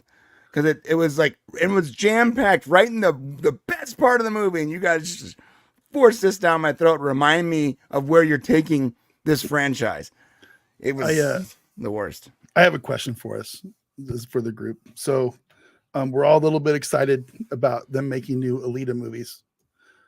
But Alita is once again yet a strong female protagonist, right? Or main character. So I thought we were all sexist and didn't want to see any more strong females in leads of movies. I mean, what's wrong with you guys? We don't have a problem with strong female leads. It's what? Just, they have to be earned. Shut up, Brian. Because James Cameron. Because of James Cameron Vader, that's why. Mm-hmm. Sorry, I love the Alien movies. You earn it. You got to earn it. Right. Just like the men have to earn it. You have to earn it. Everybody says, "Oh, a bunch of misogynist, sexist males." I know. Yeah, I know. They just don't like women. But you know, also, I am looking forward to these. I don't know anything about this world, this Alita world, other than what I've seen in the first movie. I never read the manga. Is that what they're called? The comic books, the drawn novel. I don't even know how you describe these things in Japan. But I am going the to graphic novel, but it's graphic just, novels. Okay, there you well, go. I'm going to sit here and I'm going to make a declaration on live on the Salty Saturday show. I will complete and read the entire manga series before these movies come out. Whoa. It's I just went to Amazon and I saw that you could buy it. It's a complete story. Okay, and there's actually a box set of like these six big omnibuses. And they're on sale right now for $105. And if I can buy them one at a time and read them and complete them, I think I'm going to do that. I did that when Lord of the Rings came out back in the day, and I really think I want to kind of dive into this world a little bit because I really like that. I really like that movie, and I haven't read a graphic novel in years, and I think I'm just going to try to soak it all in. You know what I mean? Because it's a good movie, and I'm very happy that they're developing a trilogy. Is that what you said? A trilogy for these movies? So maybe we're going to get the whole story, right? That'd be incredible. That would be incredible. Like and it gives us something to look forward to that's not made by fucking Disney, and it's going to be Actually, technically it is. well, made by whatever. Disney, yeah. But you know, maybe it'll be good because the first movie was good. Well, right? let's be real. This movie's only, and this is all I have to really add to this because I haven't even watched the whole movie. I watched part of it, and I'm like, all right, it's okay. I'm like, whatever, and I quit watching it, and I never finished it. It's really only happening because Avatar. That's it.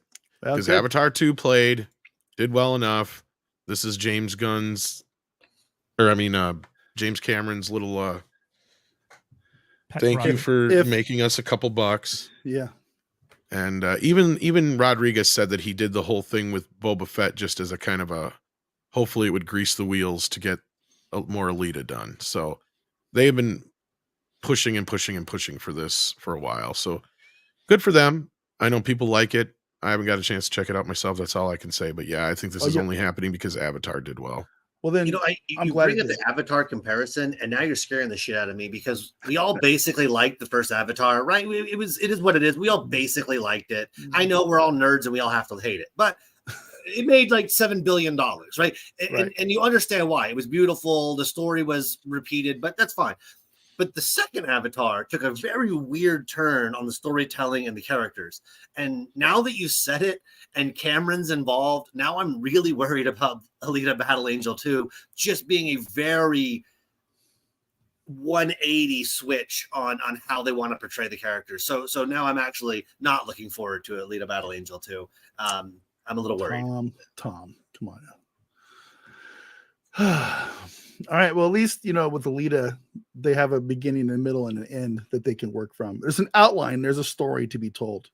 Bro, it's called not being accurate to the source material, and that is just pretty much how the world's going these days. I haven't heard that complaint about the first Alita movie. Nobody. I've never heard anybody say. The first one's really good. Well, that's the only one we got.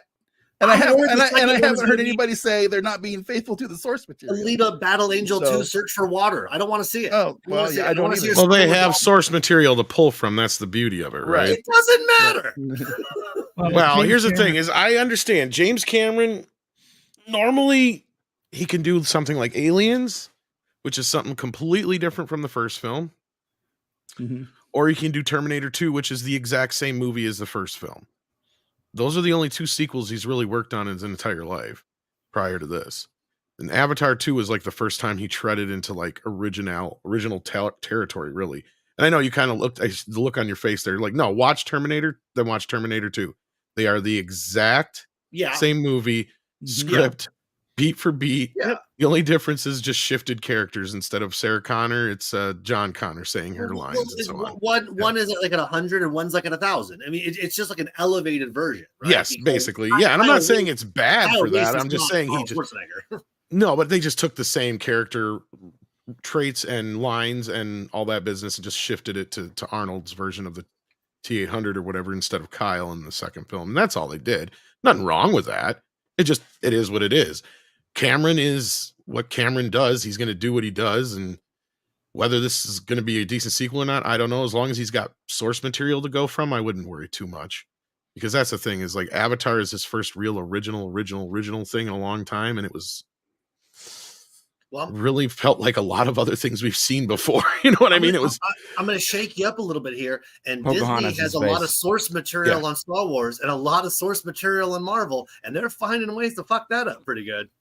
Well, yeah, that's politics, though. That's true. Yeah. The only thing that scares me about James Cameron is his newfound like feminism bullshit thing. That's what I'm talking about.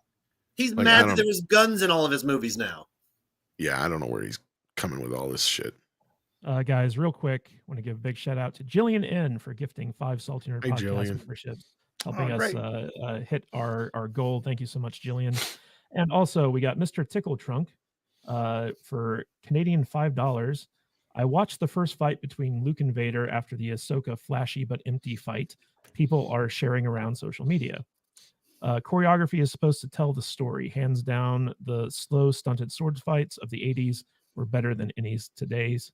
Mr. Tickle Trunk, thank you for the $10 in total, 2 separate $5 super chats.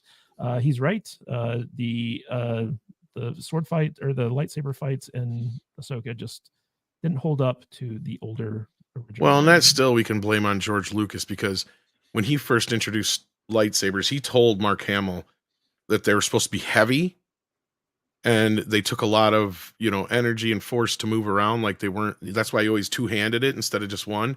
And I guess Mark Hamill was so pissed when he saw the prequels. He's like, "What are these guys doing, flipping around and stuff? I was always told that the lightsaber was heavy and you couldn't, just swing it around like that." But that's because they had to keep it more still for the special effects. Indeed. And finally, we got another super chat from the Ministry of Wrongthink for $1.99. Star Wars' hot sister Rebel Moon is looking thick.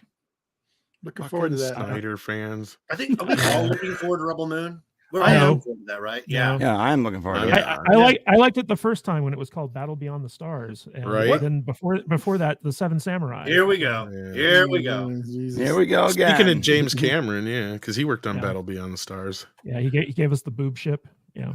Yeah. Battle Beyond the Stars sucks. But Sucks. I do love the reference.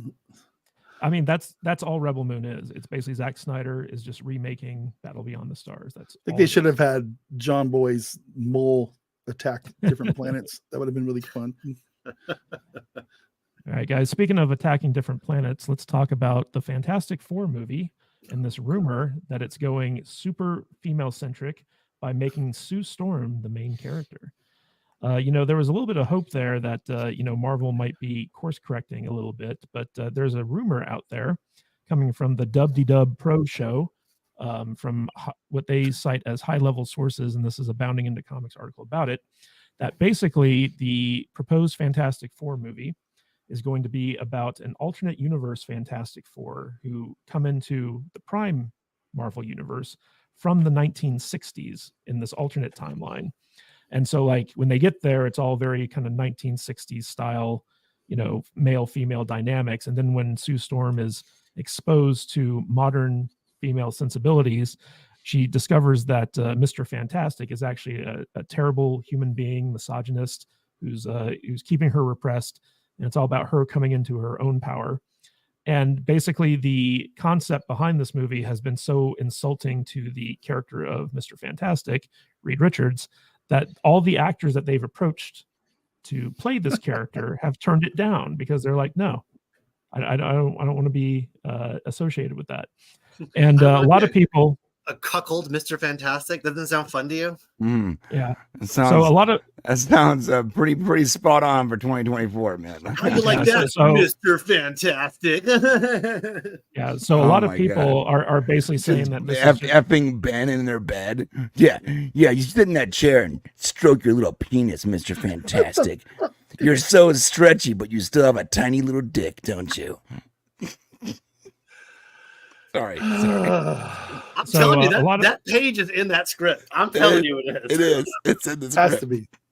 Has So to be. a lot of people are saying that this is just more of the MCU nonsense that has been running the franchise into the ground after Endgame, and they've also been criticizing it because it's like what made the Fantastic Four entertaining for decades was the family dynamic that they had. They're kind of like a fun dysfunctional family, but modern Hollywood wants to destroy the family. Disney doesn't care about family values anymore, and so they're all about deconstructing this family dynamic and making it all about the woman in the group and making all the men out to be idiots or misogynists or morons. So, Tom Connors, have you heard any rumors about whether or not this is true? This is similar to what we've been hearing for a while. I'm not surprised because they don't know what to do with this. They've been sitting on the Fantastic Four and the X-Men for about 5 years now, and it's like they can't get it off the ground. It's like, how hard is it? It's Marvel's first family. The fact that they would turn around and make Sue Storm the central character does not surprise me one stinking bit. I'm sure we'll get a latter day Fantastic Four where Mr. Fantastic's a complete drunken asshole or something like that. And the only, actually, to be honest, unless he's white, that is, if he's black, then he'll be perfect. But like, that's the thing. The only white person in this movie is going to end up being Dr. Doom, and he's supposed to be a gypsy anyway. So this is going to be a trash fire. We all know it. We see it coming from a mile away. The Fantastic Four is a cursed franchise. And I'm sure since Stan Lee died, he cursed it even more. Because he's like, you sons of bitches are going to touch my shit. Fuck you. And I'll screw you over. Now, I proposed this a million times that this could be the spot where Marvel says, you know what? We've caved in under the weight of this whole thing. Yeah, we admit it. We've got a problem with what's his face, Kang or whatever. Not just the actor himself, but the character in general. Because let's face it, he's already been beat by everybody from Loki to Ant-Man, and he's never even posed any threat or killed anybody or done anything yet that I know of. So, like, what kind of threat is he? And he's already been in like 3 or 4 different projects. So this makes no sense at this point. They should have just used this as a fresh reboot. And I said, to kind of clean everything up, just start it back in the 60s. Don't jump ahead with anything. Just stay there. Just keep moving forward for the next few movies. Started in the 60s with the Fantastic Four, introduce the X-Men. Like when have it be that when the Fantastic Four come back, they bring something back with them that transforms a third of the population into mutants, right? And that sets off the X-Men. Then you introduce like the Hulk because he's trying to cure this shit. And then you bring in Spider-Man and Iron Man and all this stuff. And then by that time, you're in the 70s. And by the time you wrap this whole thing up, you can wrap it up into the 80s with a big, huge X-Men Secret Wars fight or whatever the fuck you want to do. Never getting that farther into, don't have to bring it into the modern day. That's the other problem with a lot of these comic books. The best stories are in the past and they work there, right? The modern shit is trash because we don't care. We don't care about all these new characters. You can introduce us to a million different new characters. Nobody's going to care. That's why the Marvels is going to fall flat on its face, regardless of how well the first movie did. And we all know why the first movie did well, besides the whole feminist groups buying tickets for it. It was because they slapped the movie right in between Infinity War and Endgame and gave everybody this false promise that this bitch was supposed to be the end-all, be-all in the Marvel Universe, and she was going to have some major freaking role in Endgame. And as you guys just pointed out here a few minutes ago, they could have cut her completely out of Endgame, and it wouldn't have made a stitch of difference.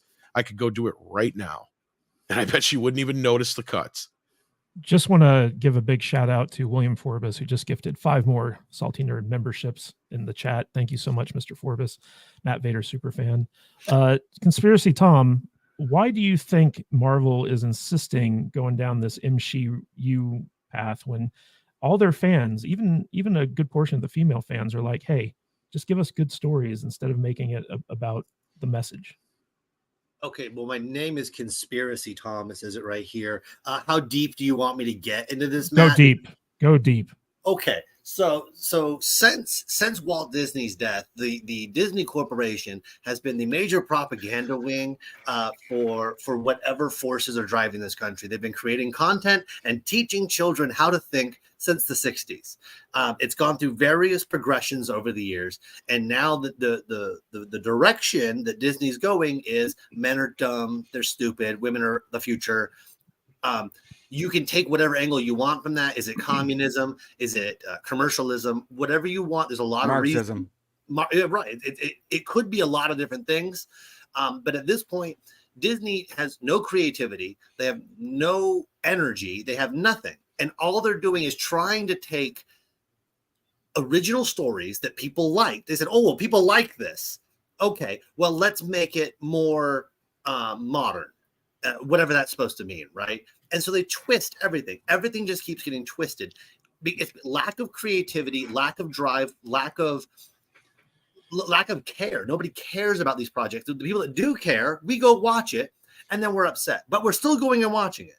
So until we stop watching it, they're just going to keep making this crap because it keeps making just enough money to keep it going. Now, I have seen that Disney's lost like $2 billion over the past couple of years. So maybe that's something, but the content keeps coming. Nothing's changing. I don't either everything has to change or nothing's going to change. And everything sucks and I hate it. And I don't want to talk about stupid Marvel anymore because I read comic books my entire life. I wanted to be a comic book artist for most of my life. And I just really see these untalented, uncreative, desperate people just trying their best to put their own stamp on every product they put out, as opposed to creating content that people will enjoy. That's it. It sucks. Everything sucks. Yeah, Brian, what's interesting to me is that, Marvel has their publishing arm, and they've seen that, whenever they try to push these female characters, there's no market for it. Right. And yet they take those female characters and then they try to push them on the TV and movie end of things, and they get even worse results than they got in the comic books. So when it comes to like the Fantastic Four, like they kind of tested the ground with Multiverse of Madness to have John Krasinski come in as Mr. Fantastic. And I felt like that should have been like, okay, yeah, let's cast him as Mr. Fantastic and then build the rest of the group around him. But apparently they're not doing that now. And I'm like, is there any plan over at Marvel? Is there anyone actually guiding that ship like they used to? I don't know, man. I think that She-Hulk was right. It's that Kevin Feige is not a real person. It's actually just a robot. Algorithm. It's an algorithm. And yeah, it's funny because when I saw John in Multiverse, I was like, you know what? There you go. That works. Let's do that. And hearing that he's not going to be in it makes no sense. It's very weird that, like, Miss Marvel, the little girl, like the 13-year-old girl that's in the Marvels coming up, she was also in this show, Miss Marvel. She's like 20, by the way, but yeah. Well, whatever she is, I don't know. To me, she looks like she's like 15 or something. But that character came out old. If I remember correctly, in like 2014 or something, like in the comics, and she wasn't well received. The fact that they would take this brand new character that no one knows, no one cares about, that wasn't well received, in their test base, and then build an entire video game around her, an entire TV show around her, include her in the upcoming Young Avengers and the Marvels movie. It's so crazy. Like, you already know this character doesn't work. You already tried it in the books. No one liked it. No one liked the video game. No one liked the TV show. What are we doing? Stop. Now, I mean, the actress herself, she seems like a very good person. So I'm not talking trash on her. I'm talking about the character itself. Is just, they already know the character's not good. So they know what to do. They know what people want, but they don't want to continue pushing to that base because they want a new base. They want the next generation. They want the 16 to 25-year-olds that are coming up now. They're trying to figure out what they want. But I think they want TikTok. I don't think they care about. Yeah, but that group doesn't know what they want. They don't have personality. Right. It's terrifying. Yeah, they adopt their personality from pop culture, and they think that, oh, this is me now. I am this. It's You're exactly right. Well, they're looking for the next generation, but the next generation doesn't even know what they want yet. It's the old Hollywood fallacy of like they're trying to dictate to us what we should like, as opposed to actually paying attention to what it is we like. Matt Vader, you joked a while back when we were talking about Alita about being sexist misogynists because we don't like strong female characters, and yet when it comes to the Fantastic Four, like, instead of making it Sue-centric, if they focus it around like the relationship between Mr. Fantastic and Sue Storm, and have like, almost like a rom-com or like some type of like, relationship where both are equal and interesting characters, I think audiences would really respond to that. That'd be a great way to bring women into the Marvel universe. Well, not just that, like you have a spot where you can do roughly 2 or 3 different relationship stories here. You have Sue Storm and Mr. Fantastic. You have, the Thing in his romantic relationship storyline. And you can always introduce somebody for Johnny as well. I mean, they're going to make him flaming gay anyway, so you might as well. Oh my God. Yeah. Oh God. So Matt Vader. Oh my God, literally, you're right. literally He's going to be flaming. super Man, flaming gay. flaming.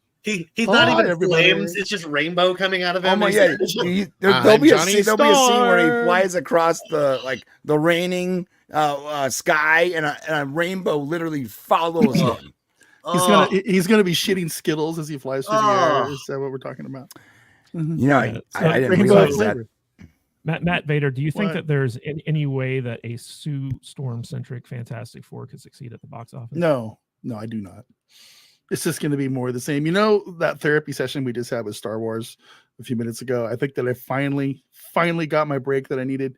I got that break long ago with anything Marvel related. I don't care about Marvel. I don't have any desire. When a Marvel movie comes out, I'm not even tempted to go buy a ticket anymore. It doesn't even cross my mind. It's like, maybe I'll watch it when it comes out in 2 weeks on Disney Plus, because I still have to have that stupid ass subscription for some reason. And I'm seriously thinking about getting rid of it, but whatever. I don't know if I need it anymore. Nobody's going to watch this nonsense. I mean, until they, do a massive about face and start making entertaining products, nobody wants to go watch these Marvel movies. I don't even think, maybe the Deadpool movie coming out will change things, but I don't know if it will or not. I've heard stories about how it's going to be some kind of big game changer and it's going to reset the entire Marvel universe and we won't have to worry about things after Deadpool comes out, but I'll believe that when I see it. That's the only movie I have any interest in with the Marvel tag attached to it, except for maybe no, I can't even say I'm interested in this Blade movie that's never going to come out either, because it's not Wesley Snipes attached to it. So no, I have no interest in this. I don't think anybody on this panel has a lot of interest in it. I don't think anybody. Well, I'm sure there's a couple dissenters in the chat that might want to go see this movie, but probably not very many. It's just more MCU stuff. We knew this was going to happen when phase 3 was over because we all saw it coming. It's like, oh, here comes Ironheart. Here comes She-Hulk. Here comes other random, oh my God, terrible chick hero. I forgot about the Ironheart thing. It's just, it's just more of the same.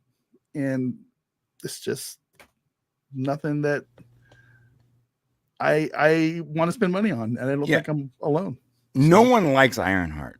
There isn't a single fan of Ironheart. I have not been able to find a single group that likes the character. There's no page, there's no Facebook fan group. No one likes that character. And there are people that like Brie Larson's Captain Marvel. There are people that like these other characters, but literally no one likes Ironheart. I'm not sure why it's even a conversation. It's crazy. There might be people that like some of those characters, but they're not enough to sustain any. I can make you like Ironheart. I agree. It's all in the writing, because the way she is now, she's somebody who stole Tony's tech, right? You fix it real simple, like in real life how Robert Downey Jr. has gone out and given kids like prosthetic limbs and stuff like that. Mm-hmm. You literally started off with a flashback to like just before like Infinity War and all that shit. And you've got Tony Stark using tech from Stark Technologies to make kids these limbs and shit, right? Like you see him giving a little kid he's putting an arm on a boy or whatever, and it just did another kid's leg or whatever. And this little girl comes up and tugs on his shirt, and she goes, Mr. Stark, my heart don't work right. Do you have a heart in your little bag in there for me?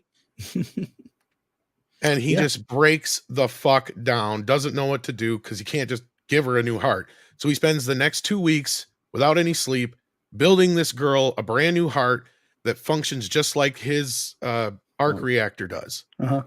And then Tom- we fast forward to after Endgame, and you go down into his little facility where he has all his stuff, and you see the Ironheart costume there, and inscribed inside of it is, "You are my Ironheart."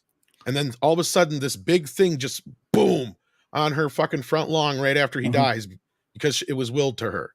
There you go. How easy is that to make it a likable character? Yeah, that's listen, you actually a really good idea. You have to stop making better plots and stories than the people that are actually supposed to be. You know what I love about that is it also sends the message to the fans that Tony Stark is approving this next version. And you find out also that he has sent her to college.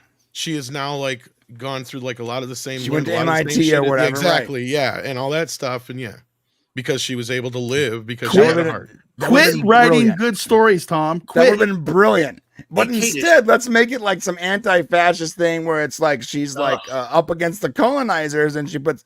It's insane what they did with that character. Your version of it is not only interesting. I want to see that. I want to see that movie. You know what's crazy?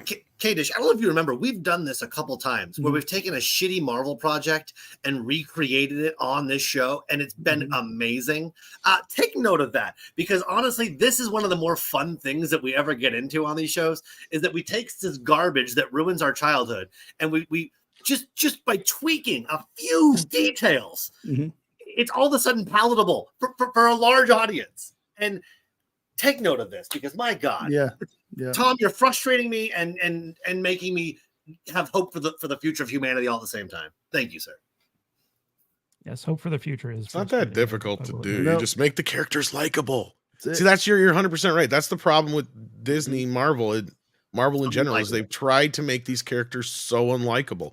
Like, it's not bad enough that they can't just pass on the torch and kill off characters that don't need to be killed off in the first place. It's that they have to make them a Nazi or make them a complete fascist or whatever it is they want to do to them. Yeah. This is the kind of stuff they're supposed to do in actual writer rooms, right? But instead they get whiteboards and they put the force of female dinosaurs on them, and you get stuff like Dinosaurs. Dinosaurs Twice. Diversity, gay, rainbows, dinosaurs. Okay. More gay. Gay dinosaurs. As many gay dinosaurs as possible. Gay rocks, non-binary Rocks. Oh Pronouns. my God. Gotta get Yeah, the I'm pronouns. actually annoyed right now because Pronouns. Tom's version of Ironheart sounds awesome. Yeah. Like legitimately awesome, and a true continuation of the Iron Man. Like everything. Sounds great. I'm so pissed they didn't do that. That's so stupid. We could make Tony Stark an AI, and Tony Stark is like just helping people That's going fantastic. forward. You know what I mean? And it's more fun now. He's Bro, Jarvis now. Tony Stark could have been the Tony Stark voice is Jarvis. inside Ironheart's helmet. Yes, and it would have been Oh amazing. my God. That's incredible. Oh my God. A brand new generation introduced to the Iron Man lore. What the? Why was it done? This is so frustrating. Gail Simone's up there, right? Ooh, that's a fantastic idea. Well, and you No, give her a she's not. logical She's way to not. have heart issues, just like Tony did. Yes. No, and that makes sense. My kid has a heart issue. She has like half a heart, and she has all kinds of machinery in there. It makes And who complete directs it? sense. Think about how many kids John could relate to Favreau. that. Exactly. So, dude, the second you said that, I was thinking about my kid watching that and how much she would enjoy that. Dude, I'm so pissed off. Stupid. All right, guys. real Call me, quick, Marvel. We got a super chat from William Forbus, Matt Vader's super fan, for $10. Hey, Salty Nerd Podcast. Can't catch this live, but I'll watch it later. Can't wait to hear Vader's take on Ahsoka. Star Wars wasn't alive before the show, so nothing to kill. I am enjoying The Next Generation on season 2. Vader is still my favorite. Thank you, Mr. Forbus. We appreciate your super chat, and we also appreciate the gifted memberships that you get. He's going to be very disappointed in my my reaction to Ahsoka. It wasn't much of a reaction, but yeah, thank you, William. That's awesome. Much All right, appreciated. guys. We had a lot to talk about today, and we talked about it. So I think it's about time to wrap things up. All Tom right. Connors Jr., do you have any final thoughts, and where can people find more of you? Mr. Tom Connors Jr. Sorry, I was actually messaging Andre. You can find me on Midnight's Edge, Midnight's Edge After Dark, and all the other places I pop up randomly. And in fact, I'll be on another stream here on Pop Culture Minefield here in a little bit, talking about Fright Night. Cool. Awesome. Well, thanks for appearing last minute for us, Tom. We always appreciate it. The other Tom, Conspiracy Tom, do you have any final thoughts, and where can people find more of you? Yeah, my final thought is between Marvel and Star Wars, they should reach out to this podcast and let us roundtable their stupid decisions for literally 5 minutes and give them a better version of it. Would take 5 minutes for us to figure it out. God right. damn it. It's so frustrating when it's just literally just like it just comes out of your mouth and just says, oh, if they literally just did this, everyone would have liked it. And we're like, we're too white and we're too white and we're too male. So hey, speak for yourself. I am a non-binary Latinx. Okay, are we all morbidly obese with beards? Is that an actual factual statement? Yeah, pretty much. Pretty close. Pretty close. Yeah. Pretty close. That's the name of our next. That's the name of my next channel. Morbidly obese. Morbidly obese with beards. Forget 2 bears, 1 cave. It's just 5 bearded fat guys. That's it. That's it. Look at Tom. But yeah, no, all good insights. This is a really fun roundtable. I love the passion, just because we all really do. We really do like the material. We like the source material. We grew up with it. We love this stuff, and it's just really hard to watch. Just somebody just ruin your childhood. It's really how it feels. Is that we are attached to these things. Disney, we grew up on Disney. We grew up on Star Wars. We grew up on comic books, right? That's who we are. We are nerds. And whatever that meant in the 80s and 90s, we are that still. I don't know what it means now to be a nerd. I don't even know what it means. I think it just means that you watch movies. I think, oh, you're nerdy. Oh, no. It's a lifetime of going against the grain and liking things that aren't exactly mainstream, but have great content. And it just sucks to see all that kind of just disappear and just be crammed down everyone's throat. And, there's good content that can be created if you make it without bias. And I relinquish the rest of my time. All right, Brian from the Popcast, any final thoughts, and where can people find more of you? You can find me on the Popcast. You guys know the links by now. Come on. And links are in the description. Brian doesn't feel good, and he's not going to talk a lot. Yeah. No final thoughts. You guys are great. I love you guys. By the way, just in case I miss you, Tom. Just in case anyone is wondering, all the links to the articles that we talked about today are in the description of the video. Matt Vader 74. Any final thoughts? And what do we got going on the channel this week? Oh, final thoughts. I am very grateful to you guys today because I think I finally had that disconnect that I needed from Lucasfilm and from Star Wars. Tom convinced me that I wasn't a real fan about a year ago or so, maybe longer now. But today was the final therapy session I think that I needed to finally come to grips with the whole thing. So thank you, Tom. Thank you, Tom, Brian, Kadish. It was a good day. It's good discussion. Good discussion. What do we got going on the Salty Nerd podcast? We are continuing with our Thursday drops of the Invasion series. Don't watch that show, but watch our breakdowns of it. It's a much better, more fun experience if you just watch us talk about it. Don't waste your time actually watching it on Apple TV. It's a bullshit, terrible show.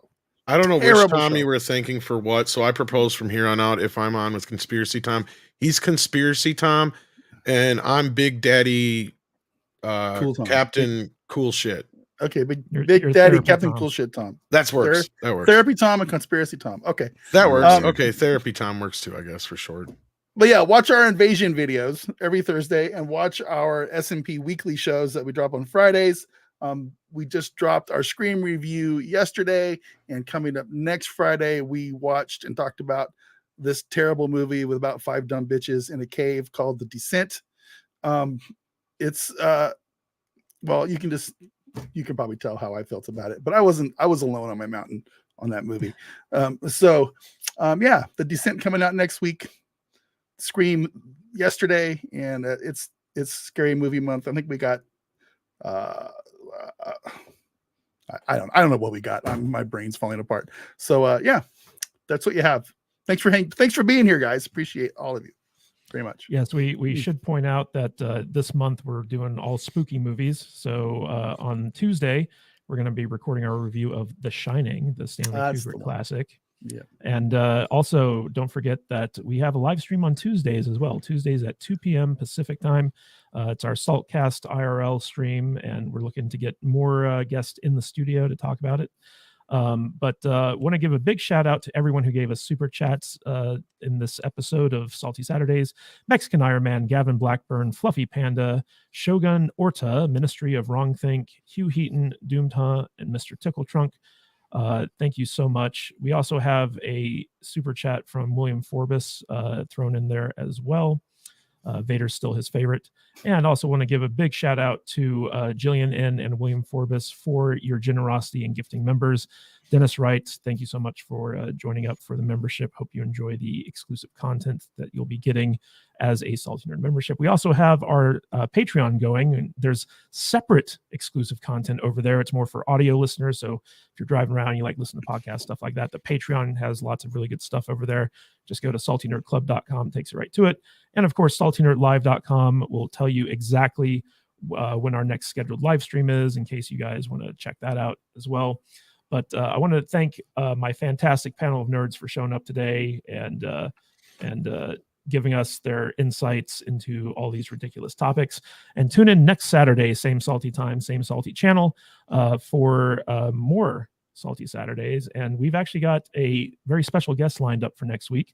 One of Tim Pool's buddies from the Pop Culture Crisis channel, Brett Dasovich, I believe his name is going to be guesting on the show. And so we'll be getting some insight from him. So that's really good. And also check out our sponsor, Criticless, over at criticless.com. They got a great app and website, and it's a free website. You can leave movie reviews, let everyone know what you think about Star Wars and Ahsoka and all that stuff. Give it a pity fuck. Throw it a pity fuck review over there.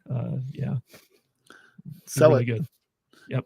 All right, guys. Thank you so much. And as always, stay salty, my friends.